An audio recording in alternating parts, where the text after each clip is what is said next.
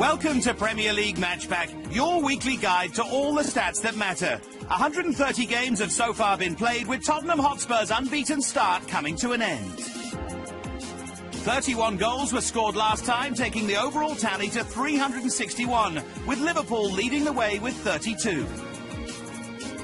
Over 91,000 passes have been successful this season, but the fewest were completed during the last round of matches. While 4,467 aerial battles have been won so far, with a season-high 418 last weekend.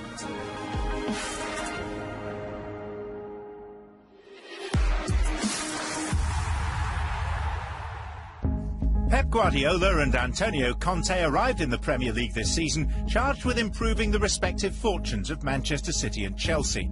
These two clubs have been major contenders in recent years. 4 of the last 7 Premier League titles have ended up at either the Etihad Stadium or at Stamford Bridge. With 13 games now played, the pair are beginning to get their ideas across and are very much in the hunt for this season's top prize. People are intrigued to see how they'd adapt to Premier League life, and both are impressing. Conte's guided the Blues to the top of the table, winning 77% of his matches. Guardiola has tasted defeat just once. Right from the off, we've seen his style been brought into the team, and again, I think with players it just takes a little bit of time to get used to maybe a new system, a new style of play. Antonio Conte, you can see by his manner on the side of the pitch, and that's starting to show now in his team, and the way he set his team up, very, very difficult to beat the system now that he's playing with the 3 at the back. Conte's change of formation has seen Cesar Azpilicueta move from the left of a back 4 to the right of Chelsea's 3-man defence, a switch that's obviously suiting the Spaniard. He's always been a reliable member of the Blues backline and is now making even more tackles and clearances, as well as passing the ball more often. I've been very impressed with Azpilicueta and the way he settled into that back 3. He's very, very good on the ball, obviously, having been a full-back, and I think that's probably what Conte wants. He wants his players to be comfortable on the ball, but also I think maybe over David Luiz and Gary Cahill, he's just got that extra bit of pace, I think, that he wants at the back, and that's probably helped him as well. While Chelsea have found a winning formula at the back, City have had no such luck. Guardiola's yet to name the same defensive lineup in consecutive league games, and with just 2 clean sheets so far, perhaps the lack of consistency is affecting his team. 10 different combinations have been tried, hardly ideal for players aiming to develop an understanding. It's so important that you build a relationship between each other over a number of games, and we've seen that over the years with the best defences, with the likes of Manchester United and Arsenal over the years, just how they keep that settle back 4, and I'm sure Pep wants to do that. It's obviously just taking him time with injuries, and I'm sure he will settle on the back 4 that he wants. Claudio Bravo's position in goal is established, though. The Chilean has certainly been kept busy. On average, he's faced more shots and has made more saves than his Chelsea counterpart Thibaut Courtois.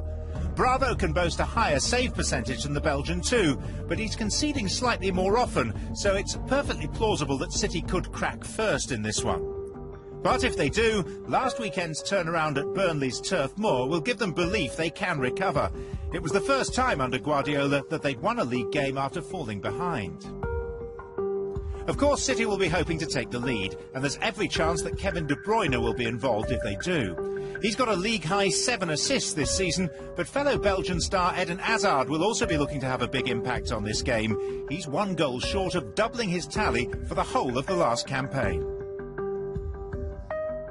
He obviously is loving his football again, and he's showing, you know, the quality that he's got, and not only that, the goals that come with it. He's an exceptional player, and then when you see Kevin De Bruyne on the other side, you know, the ability that he's got in terms of assists and the way his delivery from set pieces is absolutely outstanding. With plenty of quality on both sides, there's the potential for these two to cancel each other out.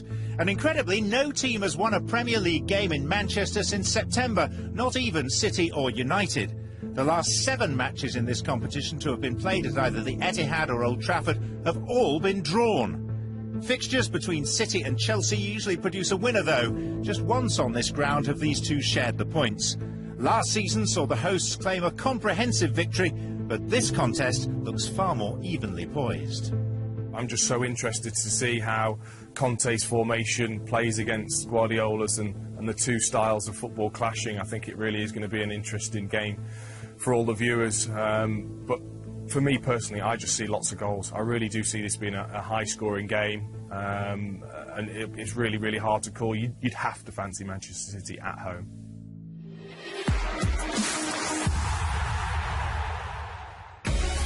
Tottenham Hotspur suffered their first Premier League defeat of the season last weekend at the hands of London rivals Chelsea.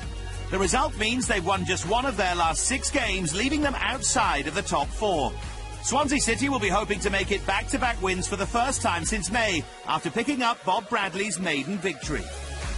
The Swans need to improve on their passing if they're to climb up the table. In recent years, they've been known for an attractive style of play. However, this season, their passing accuracy is their lowest since their promotion to the Premier League, dropping below 80% for the first time. The Welsh side will also have to stop Moussa Dembele. He's completed more dribbles than any other Spurs player despite missing 6 games. And his ability to defend is evident as well, as only 3 of his teammates have made more tackles than him. I think by him making them runs and them dribbles, it just affects other people on the team, because he can beat someone, he can go past someone, he can slip someone in and obviously create chances. I mean, they've got obviously Harry Kane up the top end of the pitch who can finish everything.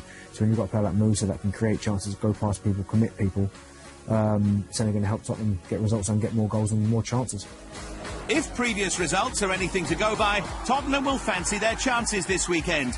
They've never been defeated by Swansea in the Premier League, and in March 2015 the teams played out a 5-goal thriller. Andros Townsend's goal turned out to be the winner, as the home side eventually came out on top 3-2.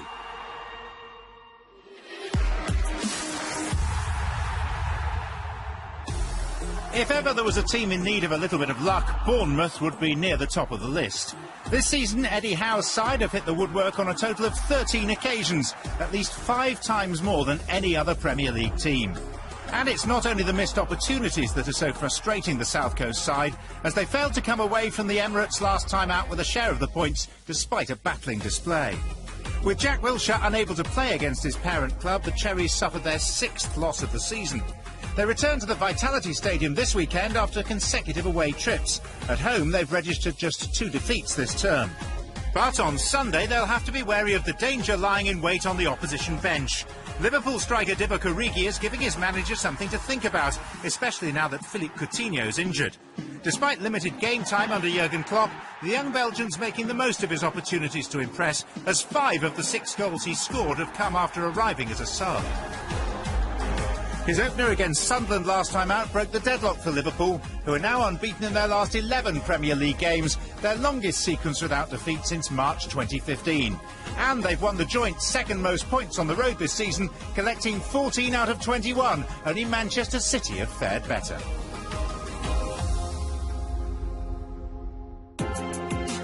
Our match-pack question this week is all about those super subs, as we're asking which player has scored the most Premier League goals after coming off the bench. As always, we'll have the answer later in the show.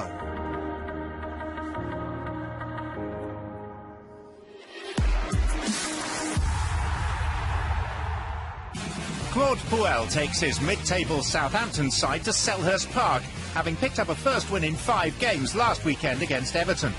Pressure's building on Alan Pardew as Crystal Palace sit outside the relegation zone only on goal difference. And they had further bad news this week, as forward Connor Wickham is out injured. I'm a big fan of Alan Pardew. I had him at Charlton, and he's probably one of the best managers I work with, and he was fantastic. But you know, a couple of seasons ago, did really well. Palace. He's got some good players there. For whatever reason, sometimes it just doesn't happen. I hope it does, because as I said, he's a good manager and he deserves it. I mean, I thought he would have been in with the England chance, to be honest, but obviously it wasn't meant to be. The Eagles will be well aware they could do with tightening up at the back after conceding the joint 2nd highest number of goals in the division.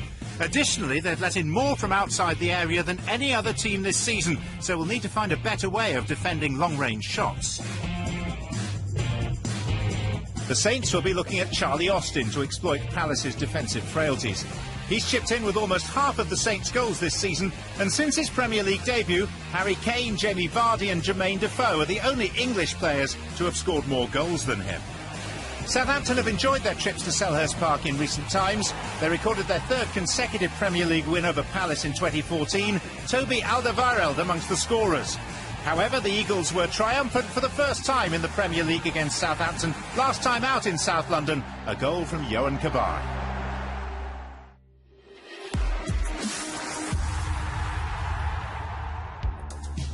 West Ham United's draw at Old Trafford in their last league outing was a positive result for Slaven Bilic. However, Manchester United's equaliser was the third consecutive game in which the Hammers have dropped points from a winning position. Overall, they've conceded more points than any other side after taking the lead this season. West Ham are conceding the joint most goals per game in their Premier League history. And the last time they were shipping as many, they were relegated. It's a far cry from the sort of form we saw from them during their last campaign, where at this stage they were 6th in the table. There's differences on the pitch and off the pitch, I feel. We all know about the move to the new stadium. I think their home form will have been influenced by that. Key injuries to strikers and an unsettled back four all kind of leads to a formula of a few losses and a poor league position. After a tough start to life in the London Stadium, West Ham are currently unbeaten in their last 3 top-flight games at the ground. There's certainly room for improvement in the final third, with Bilic's side recording just 14 shots on target on home soil, which is fewer than any other side in the division. Another injury to Diafra Sakho won't help matters either, as his goal in the draw at Old Trafford was the first from a Hammers forward this season. And it's the lack of cutting edge from their strikers that is perhaps costing them. West Ham have the lowest percentage of shots from forwards in the top flight. If you look around the team in midfield, you know, they're highly influenced with Payet, Lanzini, who have performed pretty well of late and have come in with some goals and some good assist play. They've just been lacking that real cutting edge of a striker and a goal scorer to put the ball in the net. There were no such problems in the corresponding fixture last season when Andy Carroll scored an 8-minute hat-trick in a dramatic 3-3 draw at the Berlin ground back in April. That was the first Premier League point the Hammers had claimed in 5 attempts at home to Arsenal. It's no surprise that West Ham's overall record against the Gunners on home soil isn't favourable for the East Londoners. The Hammers have lost 11 times at the hands of Arsenal in front of their own fans, which is more than against any other Premier League opponent. Looking to do the damage on Saturday could be Alexis Sanchez. Only Chelsea's Diego Costa has had more goal involvement than him this season. Sanchez is seeing more of the ball in the opposition box this term than ever before since joining the Gunners, but there is a suggestion his deployment as a centre-forward might not be getting the best out of him. I personally find it difficult to see him as that role because I think his energy is all over the pitch. You know, he ends up wide, he drops deep, and he gets in the box as well. But to see him play alongside someone or in a team with somebody who is going to stay in the 18-yard box and be a real goal threat, then I think Arsenal have got a real attacking force. Arsene Wenger's side remain unbeaten since the opening weekend and sit 4th in the table. Out of all the teams making up the current top 6, Arsenal have created the fewest goal-scoring chances, but have capitalised on their opportunities in the final third, boasting the best shot conversion rate in the league. On top of that, Arsenal have found themselves behind in games for just 73 minutes this season, by far the lowest in the top flight. West Ham will have their work cut out if they're to pick up any points, although it may not be the routine Arsenal win that the current standings would suggest. Looking at the form and looking at league positions, and everything points to an Arsenal win, to be honest. But I've just got this feeling that West Ham are going to be resilient at home. It's a London derby to a degree. It's always a good fixture there, and I feel a draw is going to be the result.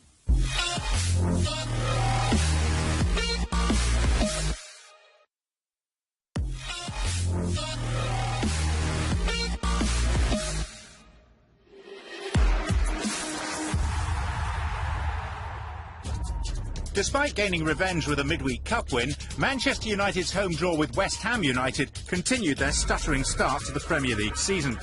Their manager served a one-match touchline ban for his actions last weekend, and it's no surprise that Jose Mourinho is feeling the pressure. United have collected 20 points from their first 13 games of the season, fewer at this stage than in any previous Premier League campaign. The men from Manchester now find themselves 11 points behind leaders Chelsea, and their manager will surely be calling for more from his side. Only bottom club Sunderland have covered less ground per game, whilst United have outrun their opponents in a match just twice this season. Weekend hosts Everton are the only side with a poorer record. The game has changed. It's more of a physical game now in terms of the running capacity of all the players. Players are quicker, players are more mobile, and you know, one thing that's been labelled at both Everton and Manchester United is that the teams lack speed, and the teams lacked that physical running that, say, a Liverpool or a Tottenham have got. Romelu Lukaku's efforts have been particularly scrutinised this week following critical comments from his manager. The Belgian will be eager to prove himself to Ronald Koeman, but may find that tricky against this weekend's opponents, having failed to score for Everton in 6 previous league appearances against United. Seeking to extend that run to 7 games without a goal will be Phil Jones. The centre-back has started 3 consecutive league games for the first time since May 2015, having overcome a series of injuries that have blighted his United career so far. After making just 6 starts last season, Mourinho will hope that Jones can finally live up to his potential. If he plays consistently, doesn't get any injuries, then he's a Manchester United centre-back without a shadow of a doubt. His ability is up there with the best centre-backs in England. The problem is he's consistently playing 20, 30 games consistently on the run without getting injured. That's been Phil Jones' problem. While Jones and his defensive colleagues will hope to shore up the back line, United need to be more clinical in attacking areas if they're going to climb up the table. Only Southampton have an inferior shot conversion rate to Mourinho's men in 2016-17. Perhaps the memory of last season's trip to Goodison Park will encourage them ahead of this clash. On that occasion, United were ruthless in front of goal, recording a 3-0 win courtesy of Morgan Schneiderlin, Ander Herrera and Wayne Rooney. He'll miss this game through suspension. But with that being their first win at Everton since 2011, this won't be a trip to be taken lightly. They know it's a tough place to go, and they know that the crowd are intimidating, they know that the crowd are close to the pitch. But it's a ground where I think you can enjoy playing football because the pitch is tight. You know, you don't get much space at Goodison. Everton are looking to extend a 9-game unbeaten home run in the Premier League. But that record will be severely tested in the coming weeks. Following this encounter with 6th place Manchester United, the Toffees face 3 of the current top 4 at Goodison Park. Seeking to end that impressive sequence, Mourinho's men will be encouraged by their club's tally of 15 Premier League victories in the blue half of Merseyside. Only against Aston Villa have United won as many away games. But Koeman can perhaps rely on past experience to get the better of his opposite number. Mourinho was unable to overcome the Dutchman in their 3 meetings as managers of Chelsea and Southampton respectively. With both having now moved on, will there be a different outcome in this coming together of 2 distinguished Northwest clubs with plenty of shared history? It'll be a fantastic atmosphere.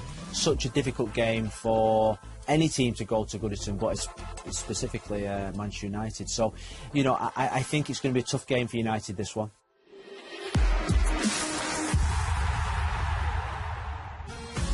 A third of the way through the season, and Stoke City have certainly had their highs and lows. But their defence is one area in which they've made progress. In their last 8 games, they've let in just 5 goals, after conceding 18 in the 8 prior to that. While they kept a clean sheet for the 2nd time this term in their 1-0 win over Watford last weekend. And that progress has certainly been reflected in their recent results, with midfielder Charlie Adam admitting there's a battle emerging for first-team places. The only defeat in their last 8 games came at home, and after making great strides recently, the Potters will be keen to maintain that form at the Bet365 Stadium. This weekend they host Burnley, a team in much need of a boost. Sean Dyche's side will no doubt be looking to improve on their passing accuracy before the journey to Stoke this weekend.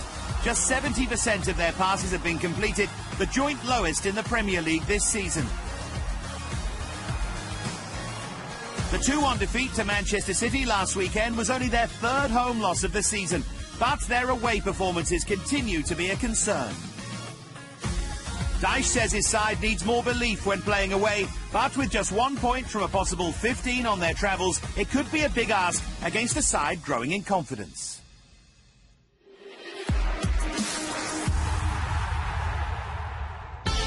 Frustrated by a late equaliser last time out against Leicester City, Middlesbrough will be eager to register their second home win of the season to move further away from the relegation zone.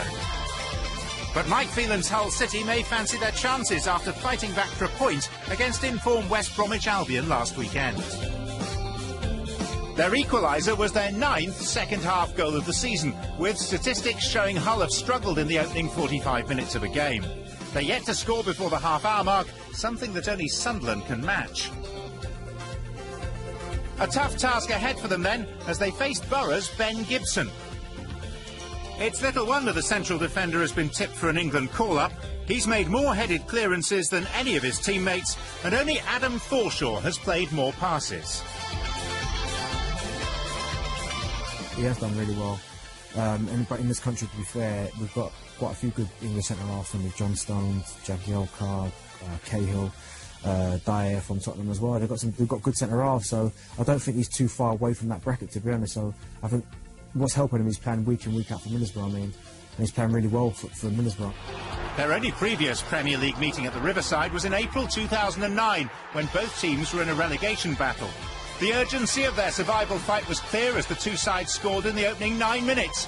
Borough eventually won the day, but ultimately it was Hull who avoided the dreaded drop at the end of the season.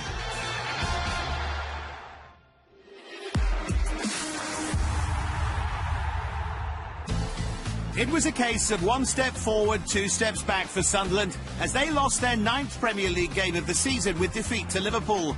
More of a worry is their inability to retain the ball.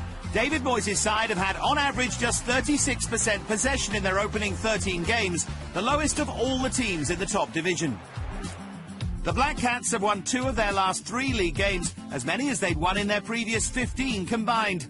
While on the home front, Sunderland will be looking for back-to-back wins at the Stadium of Light for the first time since May, when they sealed their Premier League safety last season.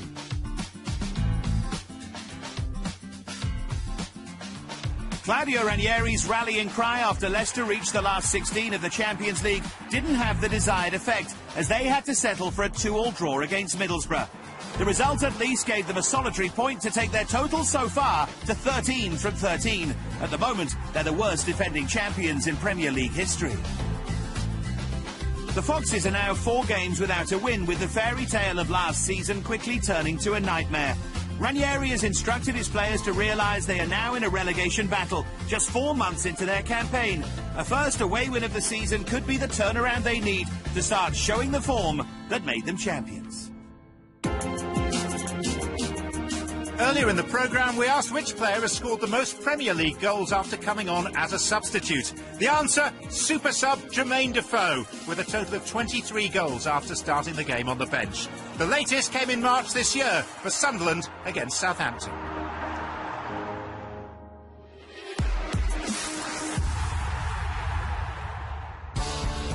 West Bromwich Albion host Watford, with both teams in similar form. The Baggies were denied their 3rd consecutive win last time as they were held to a point by Hull.